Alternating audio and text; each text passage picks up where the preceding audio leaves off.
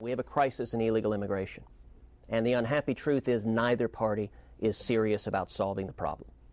In my view, we need to do three things. Number one, we need to do everything humanly possible to secure the border. The reason there are 11 million people here illegally is because the federal government has fallen down on its vital job of securing our borders.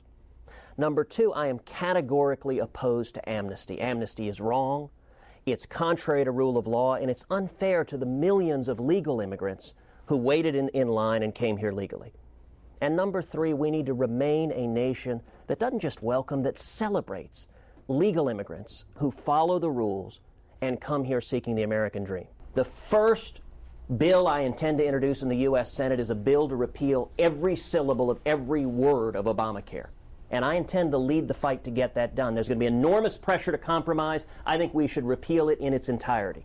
And as far as I'm concerned, the United Nations has no jurisdiction whatsoever, and we shouldn't be following the UN. We should be following the Constitution of the United States and the Congress of the United States. You know, there is no issue I am better known for nationally than being one of the leading defenders in this country of U.S. sovereignty, of standing up to the World Court and the United Nations and saying, you have no jurisdiction in our country. The only binding law, foreign law is not binding in our country. The only binding law is U.S. law and the Constitution, because sovereignty resides in we the people. And we should be defending U.S. interests and not the views of the UN, which is what President Obama is doing right now. We've got a problem in Washington. We've got career politicians in both parties that spend the taxpayer monies. It's how we've gotten a $16 trillion debt that is bankrupting our country.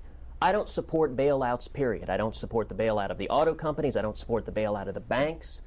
Government shouldn't be in the business of spending taxpayer money to help private corporations. The role of government is to protect our rights, to protect our national security, to ensure rule of law, and to stay out of the way and let entrepreneurs create jobs. And that's the problem with Washington, is career politicians spending money and digging us into a hole that is threatening the economic future of our nation. We need to do everything we can to get the federal government out of the way of energy exploration. We need to be exploring and developing our natural resources. We have the potential, as the Lieutenant Governor observed, for energy independence for the first time in modern history because of the incredible technological advancements in hydraulic fracking and horizontal drilling.